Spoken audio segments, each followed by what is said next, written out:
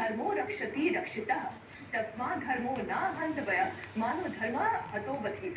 यानी कि जो पुरुष धर्म का नाश करता है उसी का नाश धर्म कर देता है, जो धर्म की रक्षा करता है उसके धर्म की रक्षा करता है। और इसलिए मरा हुआ धर्म कभी हमको ना मार दे, इस भय से धर्म का हनन यानी कि त्याग नहीं करना चाहिए। इस श्लोक से उन्होंने अयोध्या का दरअसल एक तर्क रखा। अयोध्या के राम मंदिर में रामलला की प्राण प्रतिष्ठा के दौरान पार्टी के स्टैंड के बारे में उन्होंने इंडिकेट किया। अयोध्या में प्रभु श्री राम की प्राण प्रतिष्ठा में कांग्रेस के स्टैंड से मैं क्षुब्ध हूँ। मैं जन्म से हिंदू और कर्म से शिक्षक हूँ। उन्होंने कहा, पार्टी के स्टैंड ने मुझे हमेशा असहज किया, परेशान किया। पार्टी और गठबंधन से जुड़े हुए कई लोग सनातन के विरोध में बोलते हैं और पार्टी का उस पर चुप रहना उसे मौन स्वीकृति देने के जैसा है। मेरे में इतनी ताकत नहीं है कि जब सनातन धर्म के ऊपर सवाल उठाए और मैं चुपचाप बैठ जाऊं, मेरे से नहीं हो। कांग्रेस पार्टी के नेताओं ने, कांग्रेस पार्टी के जो अलायंस पार्टनर्स हैं, उन्होंने सनातन धर्म के ऊपर बड़े बड़े प्रश्न उठाए। क्यों उसका जवाब नहीं दिया गया? एक इश्यू तो आप छोड़ नहीं सकते ना। धर्म के मामले में आप चुप्पी साध लो, जो गालियां दे रहे हैं सनातन को आप चुप्पी साध लेते हो।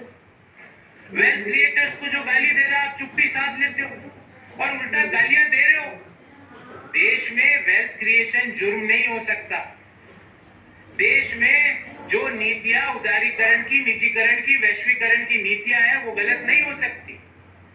आज आप इसलिए उन चीजों को गलत बोलते हो क्योंकि वो एक ऐसे व्यक्ति उन चीजों को आगे लेके जा रहा है जिनको आपको सुबह से शाम गाली देनी। गौरव वल्लभ ने सुबह सुबह पार्टी छोड़ने की जानकारी सोशल मीडिया प्लेटफॉर्म एक्स के जरिए दी और इसी में अपनी बात भी रखी, इसी में अपना इस्तीफानामा भी जनता के सामने रखा। उन्होंने बीजेपी ज्वाइन भी कर ली। गौरव वल्लभ सिर्फ कांग्रेस के अकेले ऐसा नेता नहीं है जिन्होंने सनातन विरोधी होने की वजह से अपनी नाराजगी कांग्रेस पार्टी के प्रति जाहिर की, बल्कि कई और ऐसी वजह भी थी जिसकी वजह से कांग्रेस पार्टी के भीतर उन्हें घुटन महसूस हो रही थी। उन्होंने जो 5 बड़ी वजह गिनाई है, पहली बड़ी वजह आप देख लीजिए, उन्होंने कांग्रेस पार्टी को दिशाहीन बताया है। दूसरी वजह उन्होंने पार्टी का सनातन विरोधी स्टैंड बताया। उन्होंने कहा बार बार सनातन का अपमान होता रहा लेकिन कांग्रेस पार्टी के आला नेताओं ने इस पर चुप्पी बनाई थी। तीसरी वजह राम मंदिर की प्राण प्रतिष्ठा को लेकर भी बयानबाजी थी। कांग्रेस पार्टी के कई और नेता भी इस प्राण प्रतिष्ठा कार्यक्रम में शामिल होना चाहते थे लेकिन उन्हें दूरी बना के रखने की हिदायत दी गई थी।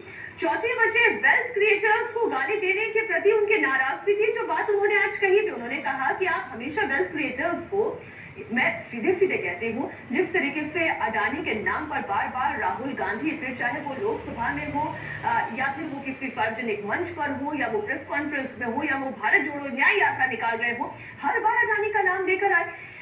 वजह इसीलिए गौरव वल्लभ ने कहा कि वेल्थ क्रिएटर्स को गाली देना ये ठीक नहीं है, हर बार ये नहीं किया जा सकता। पांचवी वजह उन्होंने कहा कि कांग्रेस पार्टी का पब्लिक कनेक्ट खत्म हो रहा है। क्या इसका मतलब यह है कि वो राहुल गांधी की सोच, उनके कामकाज के तौर तरीके को लेकर, उनके पब्लिक कनेक्ट को लेकर भी प्रश्न चिन्ह खड़ा कर रहे हैं? ये सभी बातें उन्होंने अपने 2 पेज के रेजिग्नेशन लेटर में बड़े डिटेल में लिखी हैं। दृष्टिकोण शुरू से ये रहा है कि भगवान श्री राम का मंदिर बने, न्योता मिले और हम न्योते को कांग्रेस पार्टी लिख के भेजे कि हम नहीं जाएंगे। मैं इसे स्वीकार नहीं कर सकता। देश में मैं अर्थशास्त्र का विद्यार्थी हूं। बड़े समय तक अर्थशास्त्र और वित्त देश के प्रतिष्ठित संस्थाओं में पढ़ाया भी है मैंने। सुबह से शाम वेल्थ क्रिएटर्स को गाली, उन नीतियों को गाली, निजीकरण, उदारीकरण, वैश्वीकरण, जो पूरी दुनिया मानती है कि जो डॉक्टर मनमोहन सिंह जी और पीवी नरसिम्हा राव जी की सरकार ने किया, उन नीतियों को गाली। कोई बिजनेस करे उसको गाली, कोई विनिवेश में पार्टिसिपेट करे उसको गाली, एयर इंडिया कोई कंपनी खरीदे तो वो गलत। तो मुझे लगता है कि कहीं ना कहीं जो नीतियां हैं और जो इश्यूज हैं उसको कांग्रेस पार्टी टैकल करने में कहीं ना कहीं बड़े गैप उसके अंदर आ रहे हैं। दरअसल कांग्रेस के बारे में ये जो तमाम बातें कही जा रही है, ऐसा नहीं है कि कोई कांग्रेस पार्टी के छोटे मोटे नेता हो। ये कांग्रेस के राष्ट्रीय प्रवक्ता थे। उन्होंने खुद बताया कि करीब 300 से 400 प्रेस कॉन्फ्रेंसेस वो खुद कर चुके हैं। मीडिया के सामने पार्टी के पक्ष को रख चुके हैं। कई बार डिबेट्स के जरिए आपने इंडिया टीवी पर भी गौरव वल्लभ को देखा है। वो कांग्रेस पार्टी की ओर से पक्ष रखते हैं। अर्थशास्त्र के वो जानकार है, लिहाजा इकोनॉमी के फ्रंट पर भी उनकी समझ बड़ी अच्छी है। मोदी सरकार को वो अक्सर घेरा करते थे। हाल ही में जब राजस्थान में विधानसभा चुनाव हुआ तो कांग्रेस पार्टी ने उन्हें उदयपुर से उम्मीदवार भी बनाया।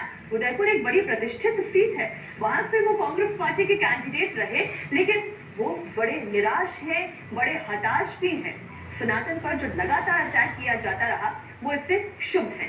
दरअसल गौरव वल्लभ ये कह रहे हैं वो कोई नई बात नहीं है। रामलला के मंदिर की प्राण प्रतिष्ठा इस देश की हर पॉलिटिकल पार्टी के लिए, जिनकी आइडियोलॉजी सेक्युलरिज्म के बहाने मुस्लिम वोट बैंक की रही है, उनके पास ये एक सुनहरा मौका था, ये एक अवसर था कि वो देश की बहुसंख्यक आबादी को ये जताते कि हम सनातन विरोधी नहीं हैं, हम भी राम भक्त हैं, हम भी सनातनी हैं। देश का संविधान हमारे लिए सर्वोपरि है, लेकिन खुद को हिंदू कहलाने में उन्हें कोई असहजता नहीं होती, उन्हें कोई हिचक नहीं होती और वो गर्व से हिंदुइज्म को अपनी आइडेंटिटी बताते। लेकिन इसके ठीक उलट कांग्रेस पार्टी ने क्या किया? राम मंदिर की प्राण प्रतिष्ठा से दूरी बना ली। रामलला की प्राण प्रतिष्ठा के 2.5 महीने बीत चुके हैं। जनवरी में प्राण प्रतिष्ठा हुई थी, इस वक्त अप्रैल का महीना चल रहा है, लेकिन 5 पावर सेंटर में जो मैंने आपको 5 चेहरे दिखाए, क्या एक भी चेहरा आपने राम मंदिर में देखा? इसके पीछे कारण क्या है, ये संजय निरुपम ने समझाया। वैचारिक स्तर पर जो एक द्वंद्व चल रहा है पार्टी में, उसकी वजह से बड़े पैमाने पर कार्यकर्ताओं के अंदर एक निराशा और नाराजगी बनी हुई है। और अगर यूं ही चलता रहा तो आगे जाकर धीरे धीरे बहुत कुछ खत्म हो जाएगा, बिगड़ जाएगा, मुझे ऐसा लग रहा है। वैचारिक स्तर पर आप देख लें, मैं थोड़ा गंभीर बात कर रहा हूं, पता नहीं आप लोग इसको कितना दिखाना चाहेंगे, कितना इसमें इंटरेस्ट लेंगे। कांग्रेस ने बार बार कहा कि हम सेकुलर पार्टी हैं और सेकुलर विचारधारा के आधार पर हम काम करना चाहते हैं। सेकुलरिज्म में कोई गलत बात नहीं है। गांधी जी लेके आए थे सेकुलरिज्म की विचारधारा, हिंदुस्तान में बहुत पॉपुलर किए, लेकिन गांधी जी के सेकुलरिज्म में धर्म का विरोध नहीं था। वो सर्वधर्म संभावता सबको साथ में लेके चलते थे। लेकिन उसको अडॉप्ट किया नेहरू जी ने, जिसको हम नेहरूवियन सेकुलरिज्म कहते हैं। और नेहरूवियन सेकुलरिज्म में सबसे पहले धर्म का विरोध है। वो विचारधारा चलती रही। गांधी जी ने आजादी की लड़ाई में एक लीड ली। इस देश के तमाम लोगों के बीच वो जो विचारधारा की नस नस में चली गई। बाद में नेहरू जी ने टेक ओवर किया, लगभग 17 वर्षों तक हिंदुस्तान पर राज किया उन्होंने बतौर प्रधानमंत्री। और जो नेहरूवियन सेकुलरिज्म था वो धीरे धीरे लोगों के नसों में चला गया। तो एक भूमिका होती थी कि नहीं, ये गलत है, ये सही है, धर्म का जो आग्रह है उसकी एक मर्यादा होनी चाहिए, उसकी लिमिट होनी चाहिए। लेकिन जैसे सारी विचारधाराओं का एक टाइम लिमिट होता है या उसकी एक उम्र होती है, एक उम्र के बाद वो विचारधारा मर जाती है। और उसका सबसे बड़ा उदाहरण जो है कम्युनिज्म है। 1917 में बोल्शेविक रिवॉल्यूशन के बाद कम्युनिज्म आता है और रशिया में कम्युनिज्म की क्रांति होती है। रशिया में इतना बड़ा एक कम्युनिस्ट सरकार बन जाती है, उसका पूरी दुनिया में इसका प्रचार होता है। लेकिन 1991-92 आते आते पूरे कम्युनिज्म के खिलाफ विद्रोह होता है और कम्युनिज्म खत्म हो जाता है। मतलब उस विचारधारा की उम्र खत्म हो गई। बिल्कुल 70 वर्षों के बाद आज हिंदुस्तान में जो नेहरूवियन सेकुलरिज्म है, जिसमें धर्म के आग्रह का विरोध होता है, धर्म के अस्तित्व का विरोध होता है, धार्मिक होने का विरोध होता है, उसकी उम्र अब खत्म हो चुकी है। और इसको मानने समझने के लिए कांग्रेस पार्टी तैयार नहीं। आज दुर्भाग्य यह है कि नेहरूवियन सेकुलरिज्म को सबसे ज्यादा तेजी से लेकर चलने वाले लोग हैं वो कम्युनिस्ट हैं, जो हिंदुस्तान के लेफ्टिस्ट हैं। वो खुद ही खत्म हो चुके हैं। परसों में एक चैनल पे बोल रहा था कि पूरे कांग्रेस पार्टी पे लेफ्टिस्ट अप्रोच भर गया, हावी हो गया। आदरणीय राहुल जी के आसपास के बड़े पैमाने पर लेफ्टिस्ट लोग, ये लेफ्टिस्ट हो सकते हैं जो अयोध्या में अगर रामलला विराजमान हो रहे हैं तो उनका सिरे से विरोध करेंगे। सिर्फ लेफ्टिस्ट ऐसा सोचता है, क्योंकि उनके जो प्रवर्तक थे विचारधारा के, कार्ल मार्क्स, वो कहते थे धर्म अभीम है, धर्म का विरोध करते थे। तो वो धर्म के अस्तित्व में विश्वास नहीं करते, धर्म की आस्था में विश्वास नहीं करते। कई लोगों को रामलला विराजमान का जो एक कार्यक्रम था, राम मंदिर का भव्य उद्घाटन था, उसके लिए बुलाया गया था और सब लोग सरकार से या बीजेपी से सहमत हों ऐसा नहीं था, लेकिन सभी लोगों ने बड़े प्यार से, सम्मान से कहा कि साहब धन्यवाद, आपकी चिट्ठी मिली, आज अभी फुर्सत नहीं, बाद में कभी हम आ जाएंगे। लेकिन किसी ने भी उस पूरे आयोजन, पूरे उत्सव के ऊपर सवाल नहीं उठाया। अकेला कांग्रेस पार्टी की चिट्ठी है जो कहती है कि नहीं, ये भारतीय जनता पार्टी का प्रचार है, और उस आधार पर उन्होंने राम के अस्तित्व के ऊपर सवाल उठाया और राम के होने पर और राम के प्रति जो आस्था, उस आस्था को ही नकार दिया। तभी मुंबई कांग्रेस के बड़े नेता रहे संजय निरुपम ने पहले पार्टी छोड़ी या पार्टी ने उन्हें निकाला, ये डिस्कशन का मुद्दा नहीं है। लेकिन संजय निरुपम कांग्रेस की जिस विचारधारा की बात कर रहे हैं और उसे लेफ्ट से प्रभावित बता रहे हैं, इसे समझने के लिए कांग्रेस के मौजूदा वर्किंग स्टाइल को समझना होगा। कहा जाता है कि केसी वेणुगोपाल कांग्रेस पार्टी में राहुल गांधी की आंख कान नाक है। केसी वेणुगोपाल केरल से आते हैं, जहां लेफ्ट की विचारधारा हावी है। दूसरा नाम है जयराम रमेश, वो भी साउथ से आते हैं, उनका वर्किंग स्टाइल भी लेफ्ट के करीब पाया जाता है। एक और नाम है कन्हैया कुमार, भले ही वो संगठन में उनके पास कोई बड़ा पद ना हो, लेकिन कहा जाता है राहुल गांधी ने ही उन्हें लेफ्ट से कांग्रेस में लाया और राहुल गांधी की न्याय यात्रा के दौरान वो उनके साथ भी दिखाई दिए। यही बात संजय निरुपम नेहरूवियन थॉट के जरिए समझाना चाहते हैं। आज हालात ये है कि यह हिंदुस्तान पूरी तरह से धार्मिक हो गया। पहले जो लोग बड़े बड़े उद्योगपति, बड़े बड़े क्रिकेटर, बड़े बड़े फिल्मकार मंदिरों में जाने से कतराते थे या मंदिरों में जाते हुए दिखने से कतराते थे, आज गर्व से जाते हैं। ये जो धर्म का जो आग्रह है, इसमें कहीं से गलत नहीं है। इसमें कहीं से ये नहीं कहा जाए कि दूसरे धर्मों से नफरत करिए। बाकी धर्म के लोग भी उतना ही अपने धर्म के प्रति आग्रह रखते हैं, लेकिन यहां पर जो नेहरूवियन सेकुलरिज्म था, उसने कहीं न कहीं लोगों को हिंदू धर्म को मुख्य धारा से बाहर कर दिया था। और हिंदू धर्म में आस्था रखना मतलब कोई गुनाह है या ब्लास्फेमी जैसा है, धर्मद्रोह है, इस प्रकार की एक भूमिका बन गई। आज कांग्रेस पार्टी वैचारिक स्तर पर अगर इस खांचे में देखें तो पूरी तरह से इरिलेवेंट हो गई, इस खांचे से बाहर हो गई। इसलिए लगातार लोग टूट रहे हैं, बिखर रहे हैं या अंदर अंदर कसमसा रहे हैं। संजय निरुपम कांग्रेस के जिस नेहरूवियन और गांधीयन थॉट की बात कर रहे हैं, वो आखिर है क्या, इसे मैं थोड़ा सा आपको समझा देती हूँ। दरअसल धर्मनिरपेक्षता को लेकर नेहरू की विचारधारा यह है कि धर्म को लेकर राज्य उदासीन रहेगा, यानी कि कोई भी धर्म नहीं रहेगा। ये उनकी सेक्युलरिज्म की विचारधारा है, जबकि ऐसा ये उस तरीके की विचारधारा है जैसा कि चीन में है, सभी धर्मों को लेकर उदासीनता है, वहां पे धर्म को महत्व नहीं दिया जाता है। लेकिन गांधीवादी का जो धर्म को लेकर विचारधारा है, महात्मा गांधी ने कहा सर्वधर्म समभाव होना चाहिए, सभी धर्मों को एक जैसा सम्मान दिया जाना चाहिए, एक जैसा भाव रखना चाहिए, कोई बड़ा नहीं है, कोई छोटा नहीं है। वो राम राज्य की बात करते थे। आखिरी शब्द जब उनका देवासन हुआ क्या था? हे राम। उन्होंने राम की बात की, उनकी सभा में राम की बात होती थी और राम राज्य की कल्पना होती थी। इस विचारधारा को लेकर ही कांग्रेस के अंदर लड़ाई तेज हो गई। ये लड़ाई हाल के पांच राज्यों में हुए विधानसभा चुनाव के रिजल्ट्स के बाद भी देखने को मिला था, जब राजस्थान और छत्तीसगढ़ में कांग्रेस की करारी हार हुई। तब से कांग्रेस के अंदर ही साउथ लॉबी को लेकर सवाल उठने लगे थे कि नॉर्थ वर्सेस साउथ की पॉलिटिक्स हो गई है क्या। कांग्रेस की सहयोगी पार्टी डीएमके ने सनातन पर सवाल उठाया, तभी कांग्रेस ने डीएमके का विरोध नहीं किया था, जिससे लेकर भी कांग्रेस के अंदर असंतोष उपजा था, जिसकी अब परिणति देखने को मिल रही है। और उसी की बात संजय निरुपम भी कर रहे थे। संजय निरुपम और गौरव वल्लभ अकेले ऐसे नेता नहीं है जिन्होंने कांग्रेस पार्टी छोड़ी है। ये फहरिस्त बहुत लंबी है। कांग्रेस छोड़ने वालों की जो पूरी लिस्ट है वो अब इस तस्वीर के जरिए मैं आपके सामने रख रही हूँ। इसमें कांग्रेस पार्टी के राष्ट्रीय प्रवक्ता रोहन गुप्ता का भी नाम शामिल है, गुजरात कांग्रेस के पूर्व अध्यक्ष अर्जुन मोढवाडिया का भी नाम शामिल है, कल की पीठ के पीठाधीश प्रमोद कृष्णम और पंजाब कांग्रेस की सांसद रहे रवनीत बिट्टू शामिल है। इसके अलावा भी कई सारे ऐसे नाम हैं, जैसे महाराष्ट्र में पूर्व मुख्यमंत्री अशोक चव्हाण की बात कर ले, मुंबई के पूर्व सांसद मिलिंद देवड़ा हो, बिहार कांग्रेस के पूर्व अध्यक्ष अनिल शर्मा हो, और ये लिस्ट दिनों दिन लंबी होती चली जा रही है। पहले चरण की वोटिंग में अभी 15 दिन का वक्त बाकी है। ऐसा लग रहा है कि ये सिलसिला इसी तरह अगर दिनों दिन चलता रहा तो कांग्रेस पार्टी का नाम लेने वाला हर राज्य में बड़ा नेता आखिर कौन होगा? कांग्रेस के पूर्व नेता और दल की पीठ के पीठाधीश प्रमोद कृष्णम से मैंने भी बात की। थोड़ी देर पहले जब उनसे चर्चा हुई तो उन्होंने कांग्रेस के सनातन विरोधी होने पर बड़ा ही तीखा प्रहार किया। उन्होंने सनातन पर संजय निरुपम और गौरव वल्लभ की बातों को ही आगे बढ़ाया।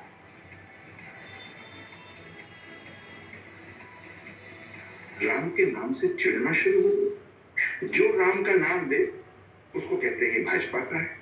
क्या भगवान राम ने तो भाजपा की सदस्यता ग्रहण की थी? राम, अयोध्या, सनातन, हिंदुत्व। अब मुझे आप बताइए कि एक आदमी कहता है, एक पार्टी कहती है हम सनातन को मिटा देंगे, कांग्रेस उसके साथ खड़ी नहीं सकती। भगवान राम के मंदिर की प्राण प्रतिष्ठा हुई, राम के मंदिर का निर्माण कैसे हुआ? सुप्रीम कोर्ट की अदालत के फैसले से हुआ। जब सुप्रीम कोर्ट ने ये कह दिया कि यहाँ राम मंदिर बनना चाहिए तो राम मंदिर बना। अब राम मंदिर से चिढ़ क्यों है आपको? अयोध्या से चिढ़ क्यों है आपको? आज तक कांग्रेस का बड़ा नेता, जिसमें मैं खास तौर से कहना चाहता हूँ राहुल गांधी जी या उनके परिवार का कोई व्यक्ति, भगवान राम के दर्शन करने क्यों नहीं गए? उनके इस डर से कांग्रेस पार्टी के जो वरिष्ठ नेता हैं, जो बड़े नेता हैं, जो चाहे किसी भी उम्र के हैं, जिनकी आस्था सनातन धर्म में है, वो अयोध्या में राम मंदिर के प्राण प्रतिष्ठा समारोह में जाना चाहते थे, लेकिन नहीं गए। मुझे निमंत्रण मिला, मैं चला गया, तो मुझे पार्टी से निकाल दिया। मुझे बताइएगा, इसी तरह से सवाल है गौरव वल्लभ का नहीं है, सवाल विजेंद्र बॉक्सर का नहीं है, सवाल संजय निरुपम का नहीं है, सवाल आचार्य प्रमोद कृष्णम का नहीं है, सवाल कुछ मूल्यों का है, सवाल कुछ सिद्धांतों का है, सवाल कुछ प्रिंसिपल्स का है। जब भी कांग्रेस का कोई नेता पार्टी छोड़ता है तो हर बार एक ही सा जवाब आता है, ईडी और सीबीआई का डर दिखाया गया होगा। लेकिन कभी राहुल गांधी के करीबी रहे और बॉक्सिंग में देश को मेडल दिलाने वाले विजेंद्र सिंह ने भी राहुल गांधी का हाथ छोड़ दिया। फिर इस तस्वीर को देखिए, मूंछों पर ताव दे रहे हैं, राहुल गांधी के साथ हैं। वो न्याय यात्रा के दौरान उनके साथ साथ कदम से कदम मिलाकर चले, लेकिन शायद इसी दौरान राहुल गांधी को सनातन पर समझाने में वो फेल रहे होंगे, तभी तो उन्होंने पार्टी बदल ली। या फिर उन्हें लीडरशिप क्राइसिस नजर आने लगी, या फिर वो उनसे इंस्पायर नहीं हो पा रहे थे। ऐसा राहुल गांधी ने क्या किया या ऐसा मोदी ने क्या किया था जिससे कि उनको मोदी की लीडरशिप पर ज्यादा भरोसा हो गया? ये समझने वाली बात है। इस वक्त हमारे साथ बातचीत करने के लिए मौजूद हैं ओलंपियन बॉक्सर और अब बीजेपी नेता विजेंद्र सिंह। सर, पहला सवाल यही कि वजह क्या रही कि कांग्रेस पार्टी से आपने चुनाव भी लड़ा, फिर बीजेपी आ गए, क्या फैक्टर? जी, देश की तरक्की, युवाओं की तरक्की और हिंदुस्तान के बेटरमेंट के लिए मैंने भारतीय जनता पार्टी को चुना है और कहते जी जान से इनके साथ देंगे और हम चाहेंगे कि हिंदुस्तान कहते दिन दोगुनी रात चौगुनी तरक्की करे। और हमारे जो मोदी जी हैं, हमारे जो प्रधानमंत्री जी हैं, आई थिंक उनका जो काम करने की शैली है वो काबिल तारीफ है। प्रधानमंत्री नरेंद्र मोदी को एक लीडर के तौर पे, क्योंकि आप बॉक्सर के तौर पे आप दुनिया में देखा है आपने, एक लीडर के तौर पे पीएम मोदी ने जो छवि भारत की बनाई है दुनिया में, प्रधानमंत्री की जो छवि है या भारत की जो छवि है, इसे कैसे देखते हैं? जी, one of the best prime minister I can say that, because जब भी बाहर जाते हैं ना, आपका पहले हम स्पोर्ट्स का, बिकॉज मैं स्पोर्ट्स से ऑलमोस्ट लाइक 20-25 साल से स्पोर्ट्स में हूँ, तो पहले हम जाते थे तो इतना मान सम्मान नहीं मिलता, लेकिन हम जब बताते हैं, बिकॉज ये बात मैंने आई थिंक हमारे प्राइम मिनिस्टर को बताई जब उनसे मिला था, तो मैंने कहा था कि सर जब जाते हैं तो जब मैं हिंदुस्तान का नाम लेता हूँ तो कहते हैं मोदी मोदी, तो मोदी में कि हाँ तो यस, सो एक ये आई थिंक हमने अर्न किया है और लोग कहते हैं कि हिंदुस्तान को जानते हैं कि हमारे प्रधानमंत्री जी के नाम से जानते हैं।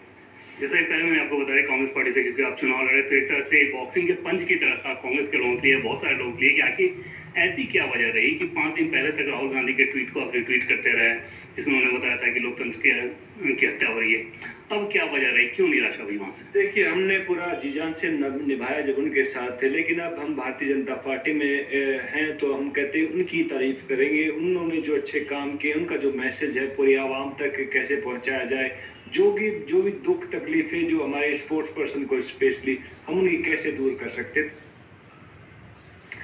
केवल नाम एक बॉक्सर विजेंद्र सिंह का नहीं है, बल्कि बीजेपी नेता अर्जुन मोढवाडिया, जिन्हें आप गुजरात के उन चेहरों में जानते हैं जिन्होंने सालों तक नरेंद्र मोदी के खिलाफ कांग्रेस पार्टी की कमान संभाली। हर मोर्चे पर मोदी से लड़ाई करने वाले चेहरे के तौर पर अगर किसी को देखा गया, अर्जुन मोढवाडिया को देखा गया, लेकिन अब वो भी कांग्रेस छोड़कर बीजेपी के साथ आ चुके हैं। आखिर क्या वजह रही? क्या आइडियोलॉजी एक कारण थी? अर्जुन मोढवाडिया के हमारे साथ जुड़ चुके हैं। बहुत बहुत स्वागत अर्जुन जी आपका इंडिया टीवी पर। हम लगातार आज सुबह से रिएक्शंस देख रहे हैं, चाहे वो संजय निरुपम हो या कल बॉक्सर विजेंद्र सिंह का हमने देखा, या फिर आज गौरव वल्लभ को हम सुन रहे हैं। आपने तो एक लंबी लड़ाई कांग्रेस पार्टी के साथ मिलकर नरेंद्र मोदी के खिलाफ ही लड़ी गुजरात में, और अब आप नरेंद्र मोदी के साथ मिलकर काम कर रहे हैं। आप क्या बड़ा फर्क महसूस कर रहे हैं? वो जो इंट्रोस्पेक्शन है, वो आत्मखोज है, वो तो कांग्रेस पार्टी के जो दिग्गज लीडर हैं उनको करना चाहिए, या उनकी कोठरी में जो बैठे हैं लोग उनको करना चाहिए कि क्या वजह कि जो कमिटमेंट के साथ कांग्रेस के साथ थे, लीडरशिप के साथ थे, वो छोड़ के आज क्यों छोड़ दिया? और वो यही वक्त पर छोड़ा जिस समय पर भारतीय जनता पार्टी के पास 300 से ज्यादा सीट है, 470 से ज्यादा आने वाली है। जहां तक गुजरात का मामला है वहां तक तो 182 सीट में से 156 सीट भारतीय जनता पार्टी के साथ है। यहाँ भी उनकी जरूरत नहीं है, लेकिन वो कार्यकर्ता का सम्मान करना जानते हैं। यहाँ जनता का जो इश्यूज है वो भारतीय जनता पार्टी और नरेंद्र मोदी, अमित शाह जी वो जानते हैं। लेकिन ये जो कांग्रेस में आज के दिन में जो कांग्रेस चलाने वाले बड़े लीडर और उनकी पूरी कोठरी है, वो तो सिर्फ लीडर को क्या अच्छा लगता है, जनता को क्या अच्छा लगता है उसके बारे में कभी सोचते नहीं कि आखिर नहीं जनता को टेक इट फॉर ग्रांटेड कर दिया गया। इसकी वजह यह है कि अभी कांग्रेस पार्टी आज के दिन में तो विपक्ष में भी नहीं, विपक्ष का दर्जा गुजरात में नहीं है, विपक्ष का दर्जा भारत में उसके पास अभी पक्ष का दर्जा है नेशनल पार्टी का। उसके सामने भी बड़ा क्वेश्चन था, इस चुनाव के बाद हो जाएगा। अर्जुन जी, लेकिन जब आपने भी इस्तीफा दिया था तब आपने कहा था कि सनातन विरोधी छवि इस तरह से कांग्रेस के लीडर्स लेकर आगे बढ़ रहे हैं, ये ठीक नहीं है। वही बात गौरव वल्लभ भी कह रहे हैं, वही बात संजय निरुपम भी कर रहे हैं। वो तो पूरे नेहरूवियन आइडियोलॉजी को भी कटघरे में खड़ा कर रहे हैं। तो ये बात कांग्रेस पार्टी के सीनियर लीडरशिप को क्यों नहीं समझ में आ रही है? आप लोगों ने कभी अपनी तरफ से बात करने की कोशिश की जब आप पार्टी में थे? देखो, कांग्रेस में तो ये आज की स्थिति ऐसी बनी हुई है कि जो लीडरशिप है वो स्टेट लीडरशिप से, स्टेट से या जनता से पूरी विमुख हो चुकी है। वो कोई उसके पास कोई सुनने का टाइम भी नहीं है और ना सुनने की हिम्मत भी है। सच्ची बात यह है कि कांग्रेस का स्टैंड क्या था पहले से, ये स्टैंड था और पूरे देश का यही स्टैंड था कि जो राम मंदिर कोर्ट के फैसले के आधार पर बने, सभी ने स्वीकार किया था। जो पार्टी नहीं बनना चाहिए, मुस्लिम पार्टी ये कहती थी कि वहां राम मंदिर नहीं बनना चाहिए, उन्होंने भी सुप्रीम कोर्ट का जो जजमेंट आया उनका स्वीकार किया और उन्होंने ये बात पब्लिकली कह दी कि भाई अभी फाइनल हो गया है, अब मंदिर बने, कोई प्रॉब्लम नहीं है। जब कांग्रेस का स्टैंड ये था, भारतीय जनता पार्टी भी की, नरेंद्र मोदी जी तो प्रधानमंत्री 10 साल पहले बन गए थे, लेकिन उन्होंने भी जब तक सुप्रीम कोर्ट का जजमेंट आया तब तक राह देखी। उनके बाद ये जो राम मंदिर मूवमेंट में नरेंद्र मोदी जी तो शामिल थे, तो स्वाभाविक तौर पर वो जो फाउंडेशन लेइंग सेरेमनी थी, प्राण प्रतिष्ठा महोत्सव था, वो उनके हाथों से होगा। हमारे यहाँ सोमनाथ मंदिर बना था गुजरात में, सरदार साहब ने बनाया था, तो उसका प्राण प्रतिष्ठा महोत्सव राजेंद्र बाबू किया था। तो ये भी प्राण प्रतिष्ठा महोत्सव भी मोदी जी के प्रेजेंस में उनके हाथों से हो रहा था। तो उसके सिर्फ मोदी जी आ रहे हैं, इसलिए हम भगवान राम को नहीं मानेंगे, मंदिर नहीं जाएंगे। इतना ही नहीं, इतनी हद तक वो स्टेटमेंट दे दिया, मुझे तो मैं लगता हूं कि वो इंटेलेक्चुअली बैंकरप्ट हो गए। ऐसी लैंग्वेज यूज की कि जो राम मंदिर प्राण प्रतिष्ठा महोत्सव का इनविटेशन है, we are declining the invitation. कि क्या जरूरत थी कहने की, बोलने की? वो जा सकते थे, एक प्रतिनिधि को भेज सकते थे, पहले जा सकते थे, बाद में जा सकते थे, लेकिन उनको ये जनता को क्या अच्छा लगेगा, क्या बुरा लगेगा, उसकी कोई चिंता नहीं है। उनको तो अपने लीडर हैं, उनको क्या खुशी है, उनके लिए करेंगे। तो स्वाभाविक तौर पर जो जनता के बीच जो लीडर रहते हैं, जो वर्कर रहते हैं, उसको गुस्सा है। उसी समय मैं तो कांग्रेस में था, तो भी मैंने कहा कि आपको ये राजनीतिक स्टेटमेंट जो है, आप पूरा राजनीतिक मुद्दा खुद ही बना रहे हैं। क्या जरूरत थी आपको? जाना चाहिए जिसको निमंत्रण मिला है उनके लिए। और उसमें हर्ज क्या है? हर हिंदुस्तान के हर गांव में राम मंदिर है, हर लोग जाते हैं, तो उसमें एक बहुत विश्व का बहुत बड़ा राम मंदिर, भगवान राम का जन्मस्थल पर बना है, तो खुशी जतानी चाहिए। लेकिन वो पॉलिटिकल पार्टी नहीं, एक एनजीओ की तरह, एक एक्टिविस्ट की तरह उन्होंने काम किया। सर, आपने एक बड़ा छोटे में आपसे सवाल पूछूंगी। आज आचार्य प्रमोद कृष्णम भी कह रहे थे कि एक गैंग है, आप भी कह रहे हैं कोठरी है, संजय निरुपम भी कह रहे थे कि 5 लोग हैं, उनके पावर सेंटर है। आप भी नाम ले लीजिए, ये कोठरी में कौन कौन है? वो सभी सही कि मैंने 2022 का चुनाव आने वाला था, उनके 1 साल पहले दिल्ली में भी बोला कि गुजरात के सीनियर लीडर थे। तो उस समय हेलो जी। उस 2022 के चुनाव के पहले वहां एक मीटिंग बुलाई गई और मीटिंग में सबको कहा कि क्या गुजरात में स्थिति क्या है। तो उस समय मैंने बताया कि गुजरात में आज परसेप्शन ये है कि कांग्रेस ग्राउंड लेवल पे नहीं, लोगों के बीच नहीं है। परसेप्शन ये है कि वहां दूसरी पार्टी जो है उसके विकल्प की तरफ सामने आ रही है। अर्जुन जी, मुझे बहुत माफी के साथ आपको रोकना पड़ रहा है, बार-बार आवाज में कुछ ग्लिचेस आ रहे हैं, लेकिन तफसील से आपसे जरूर आगे भी चर्चा होगी, क्योंकि कांग्रेस के पूर्व अध्यक्ष की भूमिका में रहे हैं, गुजरात में कांग्रेस की कमान संभाली अर्जुन मोढवाडिया, और उन्होंने साफ कहा कि अलग अलग मौके पर ये पार्टी को समझाया गया, सीनियर लीडर्स को भी कहा गया कि सनातन के विरोध में खड़े होना ये कोई बहुत अच्छा परसेप्शन क्रिएट नहीं करा है पार्टी के लिए, लेकिन इसके बावजूद कांग्रेस के सीनियर लीडर्स ने उनकी बात नहीं सुनी। और यही बात संजय निरुपम, आचार्य प्रमोद कृष्णम भी कह रहे थे, जो अब ये सभी बीजेपी में हैं। उन्होंने भी कांग्रेस के सनातन विरोध और पब्लिक कनेक्ट के इश्यू पर पार्टी छोड़ी। कल की पीठ के पीठाधीश प्रमोद कृष्णम से थोड़ी देर पहले मैंने कांग्रेस के फ्यूचर की भी बात की थी। उन्होंने कहा कि कांग्रेस इस वक्त अपने सबसे बुरे दौर से गुजर रही है।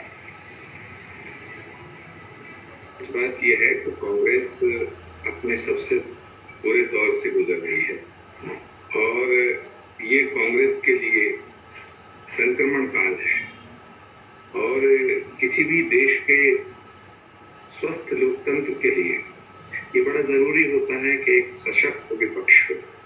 लेकिन विपक्ष की जो जिम्मेदारी, विपक्ष की जो भूमिका कांग्रेस पार्टी को निभानी चाहिए, वो उसमें असफल होती जा रही है और उसका जो इल्जाम है वो कांग्रेस के सब नेता दूसरों के ऊपर लगाना चाहते हैं, उसका ठीकरा किसी दूसरे के ऊपर फोड़ना चाहते हैं। कभी वो इलेक्शन कमीशन के ऊपर फोड़ते हैं, कभी वो ईवीएम के ऊपर फोड़ते हैं, कभी वो ईडी सीबीआई के ऊपर फोड़ना चाहते हैं, कभी वो जो भी सही बात कहता है, जो सच बात बोलने की हिम्मत करता है, उसको कहते हैं ये बीजेपी से मिल गया है, ये भाजपा का एजेंट है। संजय निरुपम कांग्रेस में जिस 5 पावर सेंटर की बात कर रहे थे उनमें से एक है राहुल गांधी। प्रमोद कृष्णम कांग्रेस में सारी समस्याओं की जड़ तो राहुल गांधी को ही बता रहे हैं।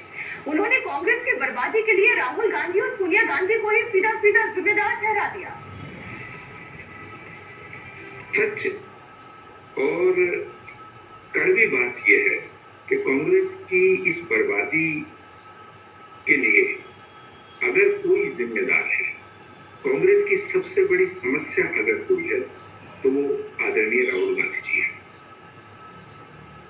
कांग्रेस गर्त में जा रही है धीरे धीरे करके, और 2014 से पहले ये सिलसिला शुरू हो गया था। कांग्रेस पार्टी